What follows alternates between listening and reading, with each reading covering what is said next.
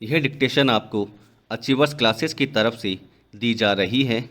आपकी डिक्टेशन अगले 3 सेकंड में शुरू होगी। 3, 2, 1 स्टार्ट। चिंतन और सक्रियता से भरे इन सालों में मेरे मन में भारत ही भारत रहा है। स्टॉप। इस बीच मैं बराबर उसे समझने और उसके प्रति अपनी प्रतिक्रियाओं का विश्लेषण करने का प्रयास करता रहा हूँ। स्टॉप।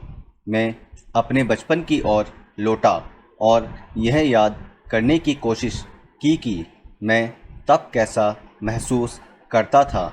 स्टॉप। मेरे विकासशील मन में इस अवधारणा ने कैसा अस्पष्ट रूप ले लिया था, और मेरे ताज़ा अनुभव ने उसे कैसे संवारा था। स्टॉप। अपने भौतिक और भौगोलिक पक्षों के अलावा आखिर यह भारत है क्या?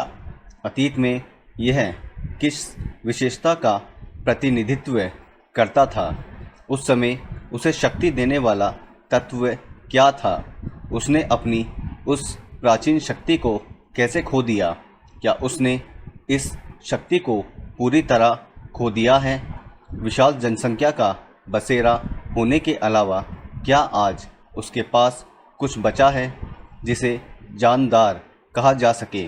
आधुनिक विश्व से उसका तालमेल किस रूप में बैठता है? पैरा। भारत मेरे खून में रचा बसा था और उसमें बहुत कुछ ऐसा था जो मुझे सहज रोमांचित करता था। स्टॉप। इसके बावजूद मैंने उसे एक बाहरी आलोचक की नज़र से देखना शुरू किया। स्टॉप। ऐसा आलोचक जो वर्तमान के साथ साथ अतीत के बहुत से अवशेषों को जिन्हें उसने देखा था नापसंद करता था। स्टॉप। एक हद तक मैं उस पश्चिम के रास्ते से होकर पहुंचा था। स्टॉप। मैंने उसे उसी भाव से देखा जैसे संभवतः किसी पश्चिमी मित्र ने देखा होता।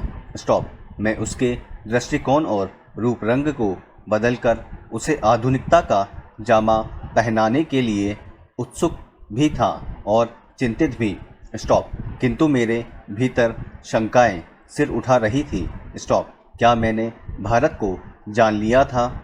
मैं जो उसके अतीत की विरासत के बड़े हिस्से को खारिज करने का साहस कर रहा था। स्टॉप। उसमें बहुत कुछ ऐसा था जिसे खारिज किया जाना चाहिए था, बल्कि जिसे खारिज करना जरूरी था, लेकिन अगर भारत के पास वह कुछ नहीं होता जो बहुत जीवंत और टिकाऊ रहा है, वह बहुत कुछ जो सार्थक है, तो भारत का वह वजूद नहीं होता जो असंदिग्ध रूप से आज है, और वह हजारों वर्ष तक अपने सभ्य अस्तित्व की पहचान इस रूप में कदापि बनाए नहीं रख सकता था। पैरा। मैं भारत के उत्तर पश्चिम में स्थित सिंध घाटी में मोहनजोदड़ो के एक टीले पर खड़ा था। स्टॉप। मेरे चारों तरफ उस प्राचीन नगर के घर और गलियां बिखरी थी जिसका समय 5000 वर्ष पहले बताया जाता है। स्टॉप। साथ ही यह भी कहा जाता है कि वहाँ एक प्राचीन और पूर्णतः विकसित सभ्यता थी। स्टॉप। प्रोफेसर चाइल्ड ने लिखा है कि सिंधु घाटी सभ्यता एक विशेष पर्यावरण के साथ मानव जीवन के बेहतरीन समायोजन का आदर्श नमूना है जिसे वर्षों के धीरतापूर्ण प्रयास से ही हासिल किया जा सका होगा। स्टॉप। यह स्थायी रूप से टिका रहा, इसकी विशेषता है इसका ठेठ भारतीयपन और यही आधुनिक भारतीय सभ्यता का आधार है। स्टॉप। यह विचार आश्चर्यचकित कर देता है कि कोई संस्कृति या सभ्यता इस प्रकार 5-6 हजार वर्ष या उससे भी कुछ अधिक समय तक निरंतर बनी रहे, और वह भी स्थिर अपरिवर्तनशील अर्थ में नहीं, क्योंकि भारत तो बराबर परिवर्तनशील और विकासमान रहा है। स्टॉप। फारसी, मिस्र, ग्रीस, चीन, मध्य एशिया और भूमध्य सागर के लोगों से उसका बराबर निकट संपर्क रहा। स्टॉप। यद्यपि भारत ने उन्हें प्रभावित किया, कोमा, और स्वयं भी उनसे प्रभावित हुआ, कोमा, फिर भी उसका सांस्कृतिक आधार इतना मजबूत था कि वह हिला नहीं। स्टॉप। इस मजबूती का रहस्य क्या है, कोमा, यह इसने आखिर कहाँ से पाई। स्टॉप। मैंने भारत का इतिहास और उसके विशाल प्राचीन साहित्य के कुछ अंशों को पढ़ा। स्टॉप। मुझ पर विचारों की तेजस्विता, कोमा, भाषा की स्पष्टता और उसके पीछे सक्रिय मस्तिष्क की स्मृति ने गहरा प्रभाव डाला। स्टॉप। मैंने उन पराक्रमी यात्रियों के साथ भारत की यात्रा की जो सुदूर अतीत में यहाँ चीन तथा पश्चिमी और मध्य एशिया से आए थे और अपनी यात्राओं की दास्तान छोड़ गए थे। स्टॉप।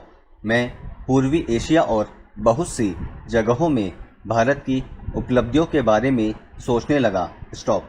मैं उस हिमालय पर घूमता रहा जिसका पुराने मिथकों और दंत कथाओं के साथ निकट संबंध है और जिसने हमारे विचारों और साहित्य को बहुत दूर तक प्रभावित किया है। स्टॉप।